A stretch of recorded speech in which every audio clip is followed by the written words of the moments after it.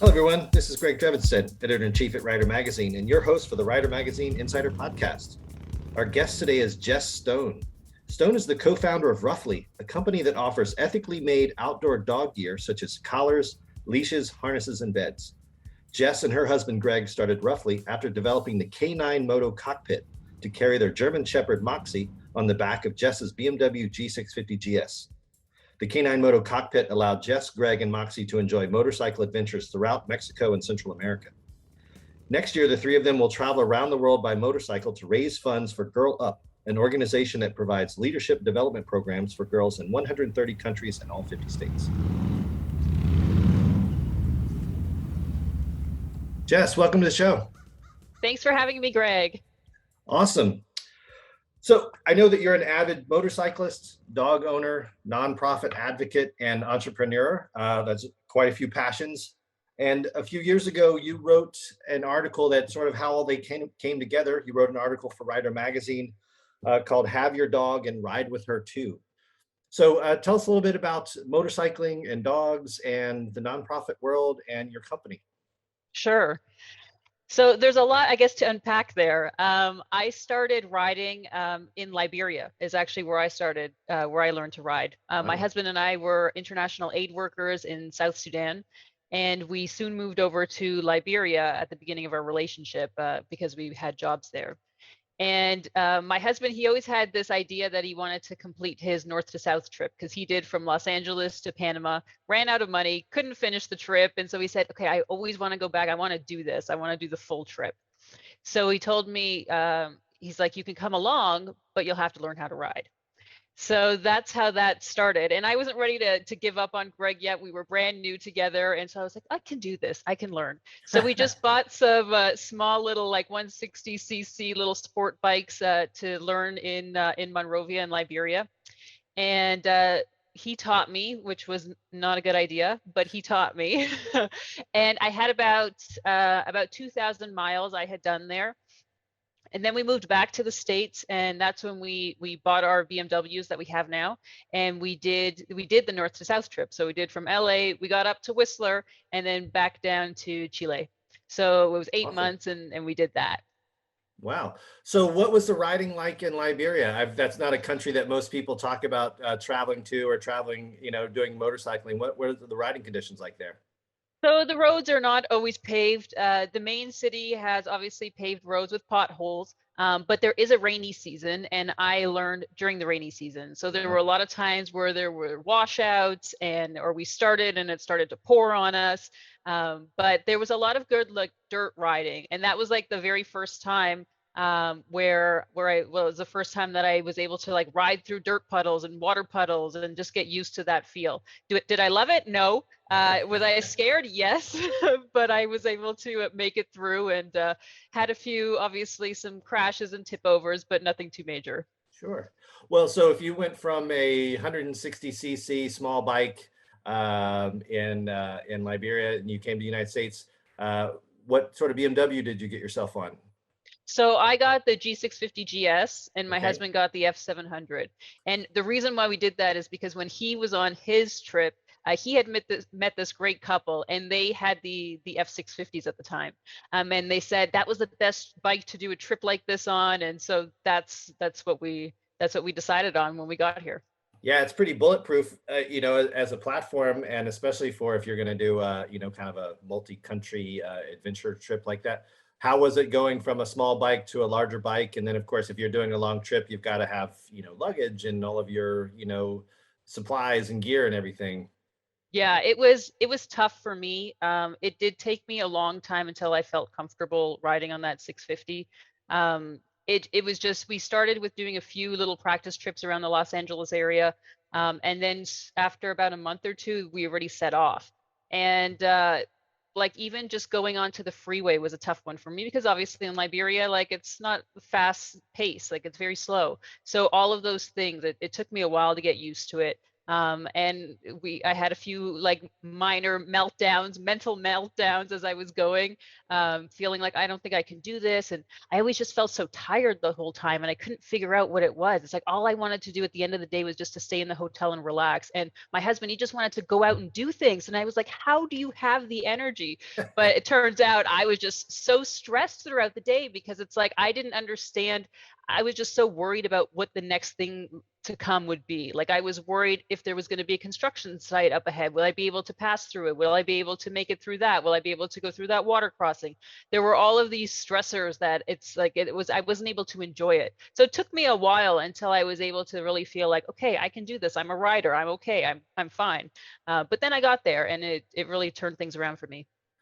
Well, that certainly is a baptism by fire, because if Greg is, was already an experienced motorcyclist, and a lot of the things that you do on a motorcycle, particularly in challenging situations like freeways, especially in LA, but all that stuff becomes second nature. It's muscle memory. So if you're having to sort of think through all of that, like you said, it eats up a lot of your bandwidth, and I can understand how stressful that would be, especially if you're trying to go on a long trip. So the two of you on your two bikes, you said you went up to Whistler, and then you came down, and then you went all the way down to Chile. So, Yes.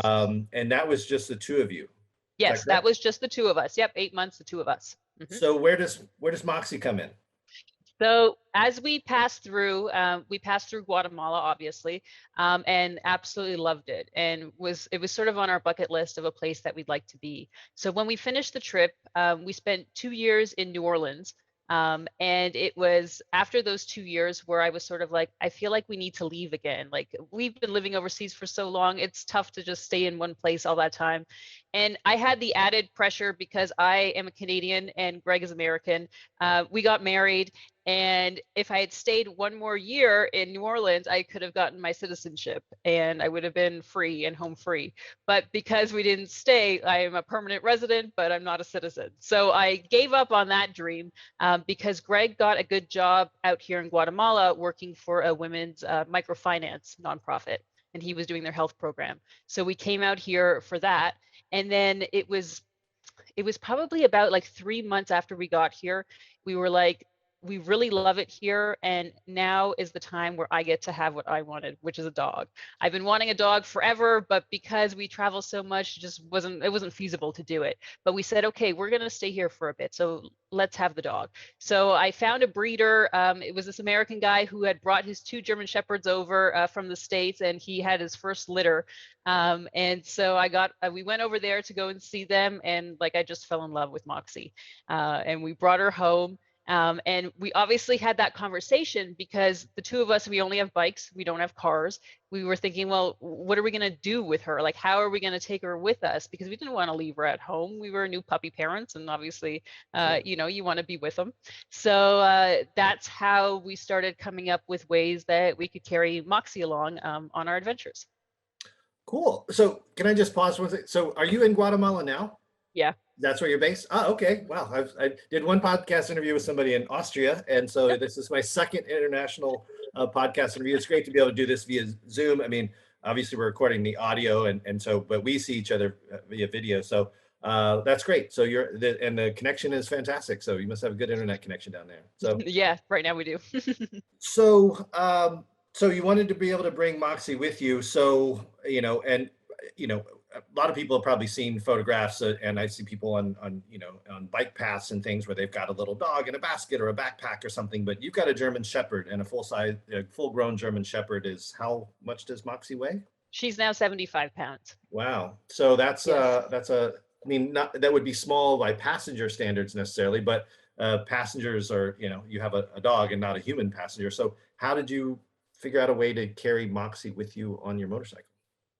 So we knew Moxie was going to be a beast. Like we saw her parents, her parents were over 100 pounds, and she already looked like the runt of the litter, but we knew she'd be over 70 pounds full grown.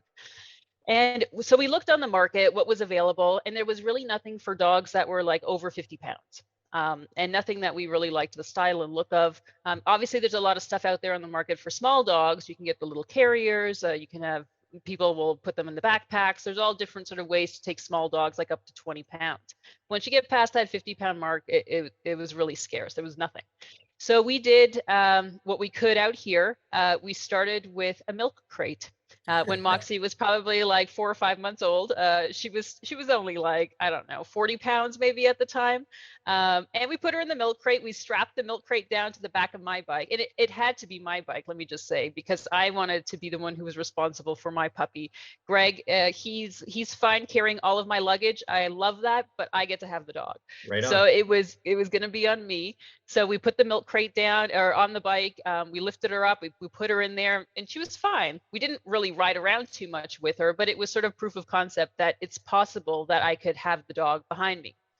And then from that, we started looking around at what other options there were. And one of the things that we see here in Guatemala a lot are the pizza like motorbike deliveries. So they Sure. basically have like those things on the back of their bikes where they carry all of the food and whatever for delivery. And it's normally like a metal box. We thought, we could do that. Moxie could fit in something like that. So we looked around for it. We didn't end up buying one, but we did have a connection to a metal workshop here where we're living in Lake Atitlan in Guatemala. And we asked them to sort of like fabricate this thing. At first we did it with aluminum, where it was like basically an aluminum box, which is what when you see DIY versions of carriers, a lot of people will start with like an aluminum box. But it was way too heavy. The base plate, everything was just way too heavy. We had like huge roll bars over. If you think about like a Jeep or something like that, we just sort of went full out. It was too heavy. It was uncomfortable. I wasn't comfortable on it. Moxie didn't seem really comfy in it either. So we scrapped that. Then we came to basically the version of what we have now, which is the K9 Moto Cockpit. And that is basically, it's a metal frame that's upholstered. It's basically it's meant for the dog when they're laying down in the laying down position. So that way the weight is really like close to the bike. She's laying down, so she's not sitting up and like losing her balance or making me as the rider lose my balance. She's harnessed in. She's got a harness where she's harnessed in the front and in the back. So she just basically stays put. She can, with her 75 pounds, I don't have to lift her. She can leap up onto my bike. She turns around, she lays down, we harness her in, and then she's good to go. Wow, that's cool. Well, I had a small dog that was not a very cooperative dog, and so I always am envious when I see people that have their dogs in like a little basket, or you have a dog that is clearly willing to not only get up on the back of your motorcycle but ride and not get freaked out and so forth. I mean, you have her harnessed in for safety, but she seems to enjoy the rides. Yeah, definitely. And it's funny, like the more people that we get with their K9 Moto Cockpits, the first question that they'll ask us is sort of like, how long does it sort of take to train your dog how to ride? Honestly, it's the human that takes forever. Like the dog, within a weekend, the dog is leaping up, the dog is up there and comfy. It only took probably a weekend for us to get Moxie comfy. For me, I was thinking, okay, let's wait a little bit longer here and let's like take our time. Let's turn the engine on. Let's go through this whole process. Right. But no, she was ready to go. So it's just a matter of giving them a lot of positive reinforcement during the training process. If your dog likes to like ride in the car with their head out the window, or if they like to be on a boat, or if they like those types of things, then they're going to most likely like being in their cockpit. So is this what inspired you to start Ruffly? Tell us about that. Yeah, so Ruffly we build ethical outdoor dog gear. So that's like collars, leashes, beds, bandanas, poop bag dispensers, all of the dog gear. And the reason why we started it was because of Moxie. When I got her, I wanted something that paired the beauty and the vibrant colors that I saw here in Guatemala, but but was going to be durable. Because there are a lot of beautiful things out here, but were they going to really like stand up to my German Shepherd? Probably not. And a lot of the stuff was in leather, and I'm not a big fan of leather, so I wanted to see what else we could do. And with the nonprofit that Greg was supporting out here, they had an artisan program where they've got Indigenous women who do their traditional weaving techniques. And so we were able to get in contact with them. We created the designs and we had them create these beautiful ribbons. And then from that, we were able to create the collars, and then we grew from there through all of our different products. But we work with all of the Indigenous Guatemalan women here, paying them for what they're really worth. That's always a struggle out here in these places. And we just wanted to make sure that we were paying them a decent wage for everything that they're providing. They get to work from home so they can take care of their kids while they're doing their weaving. And so it's a great community. And if you see the women in their settings, they've become like these leaders. One of our head artisans, she has like employed a whole bunch of people under her to help her to meet the demand that we're asking for. So it's just really helped employ a lot of people, and we're just really proud of Ruffly. Wow. So all of the products are made there in Guatemala, and then you know, I guess if you have customers in the United States or other countries, that you ship them directly from Guatemala, or do they go through So distributors, or how do yeah, you so do we have a distributing center in Los Angeles. So it? any Okay. of the gear ships out from there. The cockpits actually ship out directly from here. So we have the workshop out here that does all the metal work. We also have the painting and the upholstery that all takes place here. And then we pack it up, send it by DHL, and we ship worldwide. And it's free international shipping. So if you're in Australia, you get it for free shipping.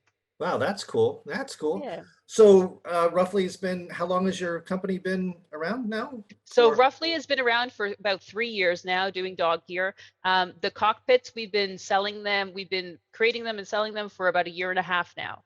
oh, So we have a little over 100 cockpits around the world right now. that's cool. That's very cool.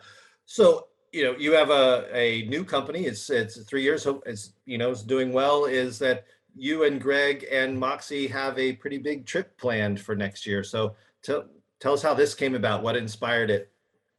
So like any adventure rider, like wanting to do an around the world trip, I think that's pretty standard. Everybody sort of dreams of something big like that. So it's always been on our list. And to be honest, we never really thought we were going to be able to do it. We did that north to south, and we thought, okay, well, I guess maybe that's it. Maybe that's all we can really do. And with the business, we thought, well, we could probably only just take a little bit of time out to go and do some trips around Central America, which is sort of what we've been doing. But the more that I thought about it, and the more that I was thinking about this organization that we're supporting, it's called Girl Up, and they were founded by the United Nations Foundation. And their mission is really to create change makers in girls around the world.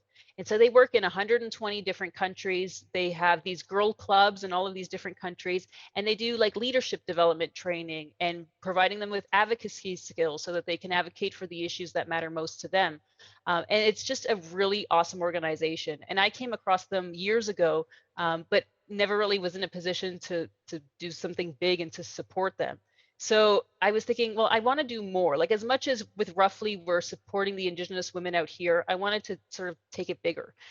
So when I thought about how I could support Girl Up, and then I thought about, wait, I do this really cool thing. Like I ride with my big German Shepherd on the back. Like that's a really like unique thing. And maybe there's some way that I can pair them together where I can help and raise money for this awesome organization and do a thing that I love and get visibility for it.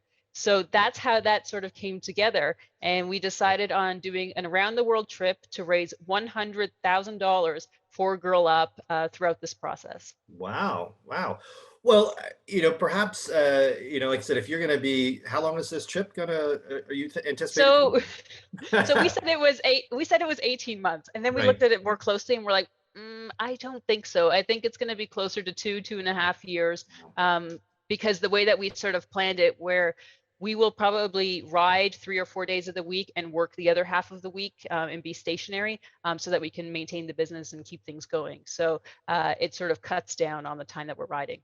Well, that's what I was going to ask is, you know, of course, with this whole pandemic that we've gone through and still, you know, it's kind of this long hangover that we're still dealing with, is that many people have learned that they can work remotely. They've moved out of cities, as long as you can find yourself a decent internet connection and you've got a computer. Is that that's what I was going to ask. You be able to maintain or continue managing your business as you're on this trip, and it sounds like you've got that already sort of planned in. You'll have some travel days and some work days. So. Yeah, exactly. And we have a manager here that's based here in Guatemala who manages all of the gear and all of the cockpits. So she'll be here, and we'll come back on a quarterly basis to see how things are going, make sure everything is okay. But yeah, in the meantime, we'll be riding 3 or 4 days and off 3 or 4 days. It just sort of depends on where we are and what our workload is like at the time. So do you have a route sort of put together, or is that still in works? Because when are you planning on leaving? It's October now, 2021. Next year in what month? Next year, March Okay. 5th, 2022 is when we're leaving Guatemala. The plan is to go north through Mexico for the month of March, and our goal is to enter into the States in April. Okay. That already like caused a huge problem when we looked into it, because we realized that so the CDC in the States, they put out this ban on dogs from high risk rabies countries, which Guatemala is one of. They won't allow you in unless you have a specific permit. And there's all of this hoopla to get the permit, and you can't go by land to enter the state. You have to fly, and you can only fly to like a select number of airports. I'm doing an overland trip. My dog is on my bike. And so I have to come up with a way to get her across the border. We have a few ways we might get around that. But if we were to do it properly, we potentially would have to fly her from Guatemala City to Los Angeles. And then I would fly as well. Greg would stay with the bikes in Tijuana. I would go to LAX with Moxie, and then we would go back down to the border. I would cross the border, take my bike, cross back over the border, put Moxie back on, and continue. Wow. Well, that So was that's that's one of the things I was going to ask about, because any international, especially, multiple border crossings, anything I've read about and, shows I've watched, is that there's always a lot of paperwork, and there's, so forth, with carnets and so forth, to be able to take your motorcycles across the border, so you're not going to sell them.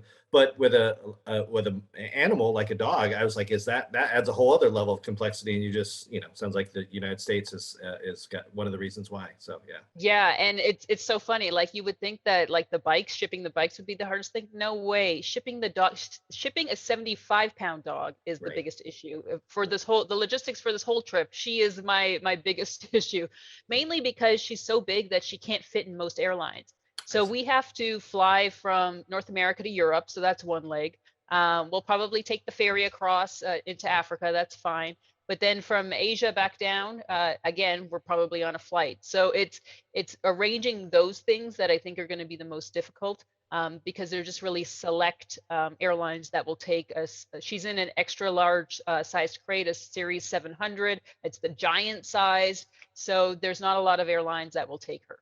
Wow. So you'll be going up through Central America, through the United States. I don't know if you're going up into Canada. Then your next leg will be in Europe. Yeah. So we'll spend April, May, and June in the States. Our plan is to go up to Alaska. If I can sort everything out with Moxie's permit and leave Canada and go into Alaska, yes. Right. The plan is to go to Alaska, come back down, and then we'll go to Toronto, and that's where my family is. And the thought there was that Air Canada has that ship a bike and ship a pet. They've got that shipping program that they suspended during COVID, but maybe by next year it'll be going on again. Okay. So the idea would be to fly ourselves and the bikes and Moxie from Toronto either to London or to Frankfurt. That's probably the easiest, especially because we don't want to do stopovers with Moxie. And then we would be in Europe. That would be like September, October next year. And then we would sort of hightail it through Europe and go south so that we can get into Africa first. The goal would be to go through Western Africa. We'll go through our old stomping grounds in Liberia, and then go back down south and then into South Africa. Then back up on the eastern side, and then we'll see our old people in South Sudan again. And then from there, we'll make our way back into Europe. So then we'll be in Europe for the spring and summer of 2023 when the riding season is on and we get to go to all of the cool shows and everything that's going on. And then from there, we head further east. We want to go through Kazakhstan, through the stands. We want to go into India. And then we're not sure on that side how we're going to get through China. And potentially Malaysia is where we would like to end to ship our bikes. And go down to South America, so that we can start at the bottom of South America and ride all the way back up and finish in Guatemala. Wow. That is going to be quite an undertaking. So I know, like as you said, these days, anybody that has an adventurous spirit as motorcyclists, always has a dream to do a trip like this. But it really is challenging for a lot of people. It's the time, the money. It's like, all those sort of things have to line up. together, but it sounds like you've got not only the desire to do the trip, you and Greg, but to do it with Moxie. That's going to be really special. But then that you're doing this to support an organization that you really believe in, because it sounds like you both have been, as you said, you were aid workers. You both have worked with and supported nonprofits. So that's great. That's very admirable. It's not just for your own glory, but it's for to support an organization you believe in. So Yeah, and Girl Up is just really such a cool organization. And the good thing is we're gonna get to go and see the girl clubs as we pass through. So we get to see them in Mexico, in the States, and then when we get into Europe and to Africa, we're gonna get a chance to meet with the girls, sort of hear what they've been going through, what things that they're advocating for in their communities, to their governments, all of the issues that sort of affect them. And our plan is, right now on YouTube, we've got a YouTube series called On Two Wheels and Four Paws. And the goal is to do weekly episodes. And so when we do get a chance to go and see the Girl Up clubs, we're going to be filming them and be able to share that story with everybody who's sort of following along, so that they can see what their donation is going to go towards. so since you're trying to raise funds, how do people support this effort? So there's two ways you can support. The first one is you can go to goruffly.com/world-adventure.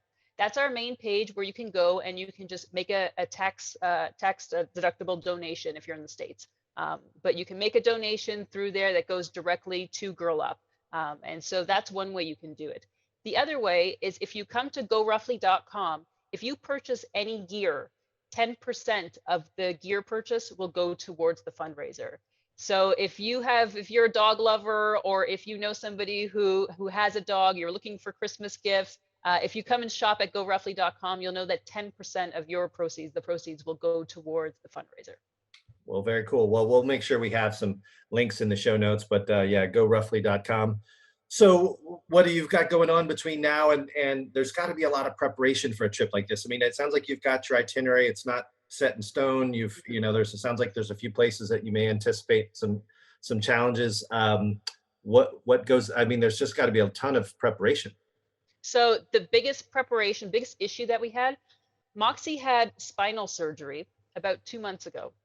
She, as a German Shepherd, like, they're prone to having issues. Normally it's hip issues, but for her, she had spinal stenosis. So basically the vertebrae was pressing down on her spine and it was causing her pain. And we had noticed it in a trip that we did at the beginning of this year. We realized that she didn't want to leap up onto the bike as much anymore. And she was a bit hesitant when she was going upstairs. She sort of had to use her snout to, like, balance. And it was just very odd. We hadn't seen that before. And Moxie, she was only 4. Now she's 5. She was only 4 at the time. So that was very rare. So we went to the specialist in the city, in Guatemala City, and they did an MRI, and they saw that there was her spine was being compressed. So 2 months ago, she had surgery to remove a piece of her vertebrae to give her spine space to relieve the pressure on her spine. And since then, she's been in recovery for these past 2 months. And it's been the first few weeks were difficult. We were supposed to keep her under house arrest. She wasn't allowed to go outside. She had to be on a leash, and, like, she is a very active dog. So keeping this dog still was difficult. But soon enough, like after like the 6-week period, she was, like, back to normal. And now she can walk up the stairs. She can actually do the dog stretch again and stretch her back out, which was obviously paining her before, and she didn't want to do it. And now she does it easily. And last weekend was our first ride together since her surgery. And let me tell you, when she was at the bike, she just was able to leap right up. And I was the one who was, like, trying to prevent her. I wanted her to go slow. I wanted to lift her up and Right. use the handle. No, she just wanted to leap up, and she was ready to go. So that has been, like, the biggest stress that I really had about this trip, because if she can't go, we can't do this. Right, right. Absolutely. Absolutely. Well, so you'll be, again, doing an around the world trip. There's a lot of gear that you've got to take with you. You've got, you have camping gear, you have clothing. I mean, everything that, would go, but you'll have a passenger, you'll have Moxie. And so I imagine you've got to make some compromises in terms of what you and Greg can do, in terms of what you can take with you. So how's that going for the preparation? So right now we have, so we both have side cases. Those are obviously going to be full. We've got hard cases, not soft cases. For me, because I've got Moxie on the back, what I like to do is I've got like Tannier Pank bags on the front. It sort of balances out the weight as well, and it gives me space to like add in Moxie stuff. So her kibble and her bowls and things aren't mixed in with my clothes. Like they're out in the front there. They're easy to access. Those are sort of Moxie's pockets.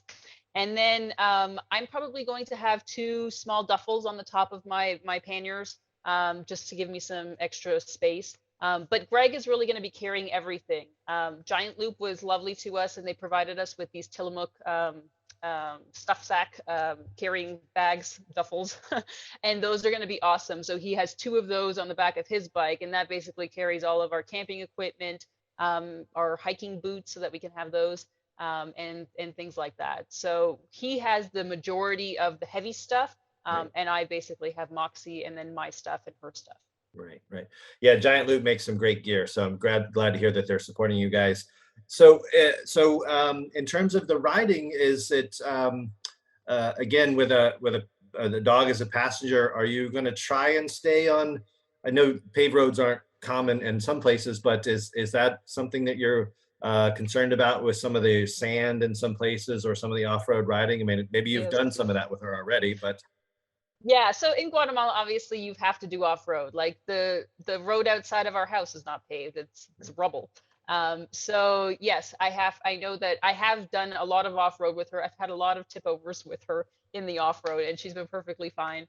But yes, I definitely expect that we're going to be doing a lot of off-road ones, especially when we get into Africa. There's stretches where like there could be the main road, but maybe not. Maybe it's been washed out. Um, we've I lived in Africa for 6 years, so I sort of understand what the situation is going to be like. So I'm going to have to just be aware of that. I am not the best off-road rider, I have to admit.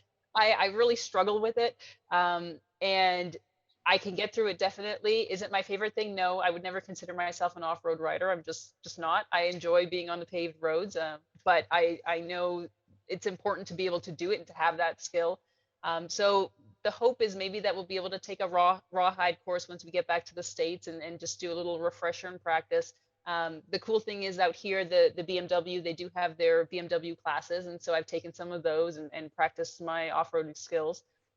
So I'm prepping myself to know that I'm going to have to do it, because there are going to be times where it's just going to be full of sand and there's no other way to get through it. You're just going to have to go.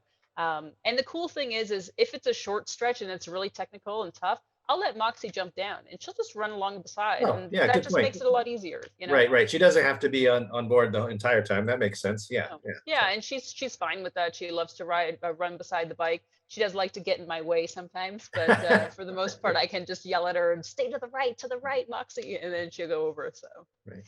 Well, for some of the places you want to go, you're really trying to do a real trip around the world, and that off-road's just part of the game. There just aren't paved roads everywhere, and some of the places you want to go and see, that's part of it. And well, as you know, I mean, the more off-road riding you do, I don't consider myself a skilled off-road rider either. I enjoy it, but mainly because of the places I can go that are away from people. You can mhm, go camp in remote places. There's these backcountry discovery routes in the United States that are great. But I know that I'm primarily a street rider, but when I do go off-road, especially multiple days in a row, I get better and better. I get more comfortable. It's like anything else. It's like, people on boats, they get their sea legs or something like that. So that's exactly it. The last trip that we did, so we did like a 3-week trip just around Guatemala to see some of the places that we hadn't seen yet. And there was this long stretch that was unpaved, that they were doing road construction, so they tore up all the tarmac, and it was just basically really deep gravel. And at the beginning, obviously, you get the jitter of like, oh no, like it's my bike, it's swerving. Like, what am I doing? I got to look ahead. I like practicing all of those skills. But after like 30 minutes, 45 minutes, I was like, okay, like I was able to take a breath. And that's how I'm hoping that this trip is going to be. That at the beginning, it's going to be a little bit more difficult, and you might get that initial sort of scare, but the sort of the muscle memory is going to come back, and I'm going to be able to do it a bit better each time. So that's really my hope. well, that's great. I'm really excited for you and Greg and Moxie. I think what you guys are going to do is going to be an awesome adventure. You're doing it for a great cause that you believe in. Is there anything else you want to share with folks? Well, like I said, we'll make sure there are links to goruffly.com and the pages where they can donate and support your efforts. Is there anything else you want to share with folks? I think for anybody who's got a dog out there and is looking to take them along, the K9 Moto Cockpit, I'm telling you, it's like the coolest thing. Being the founder of Ruffly and creating these for people, like the joy that people get out of being with their dog, it's the same thing that I experience. It's such an amazing feeling to be able to take your dog to these places that in the past you couldn't. We've got people who go and take them out to like the fishing hole that's like down the dirt path, or we've got them where they go on these like around Canada trips, or in Australia we have people who have done the deserts, and it's just such a cool thing to be able to take your dog like that. So at goruffly.com we've got like a live chat app, and if you have any questions, like that's a great way to interact with us and ask your questions. But it's something that if you're thinking about it, like I know right now we're in October and the seasons are changing in North America, but to think about what you want to do in the springtime to be able to bring your dog along, especially if you've got a new puppy because of the pandemic and you thought, okay, now is the time, and you don't want Right. to leave them at home, but they've gotten big and you don't know what to do with them. The cockpit is a great option for you. So and we fit it on a whole bunch of different bikes. It's not just ADV bikes. We've got them on Harleys, we've got on cruisers, or we've got them on some naked bikes as well. We've got them on e-bikes. It's just a really customizable thing. So if you've got a big dog and you're looking for a way to take them along, come and check us out. Well, I'll have to let, I don't know if you know Alonzo Bowden. He's a comedian who's also a motorcycle enthusiast. He's a big guy. His main bike is a Triumph Rocket 3, so a big, huge motorcycle. And he has a dog that is he has a Great Dane. His name is Hulk. And I don't know how big he is now, but every time I see his posts on Instagram, that dog gets bigger and bigger. So to see if he can maybe get Hulk on the back of his Triumph. So. Oh, that's awesome. Yeah, we've done one for a dog that's 120 pounds. Wow. So that's as big as we've gotten. So maybe Hulk will be at that level. Awesome.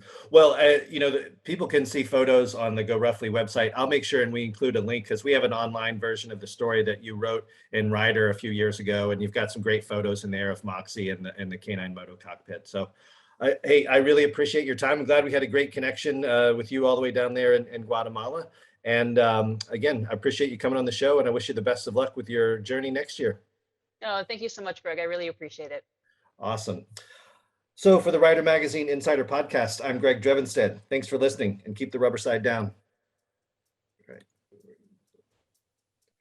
If you've enjoyed listening to the Rider Magazine Insider Podcast, please subscribe, leave us a positive rating, and tell your friends. We also encourage you to visit ridermagazine.com, where you can get the latest in motorcycle news and reviews and sign up for our free weekly newsletter. You can also subscribe to print and digital editions of Rider Magazine, which is published 12 times a year. Thanks again for listening.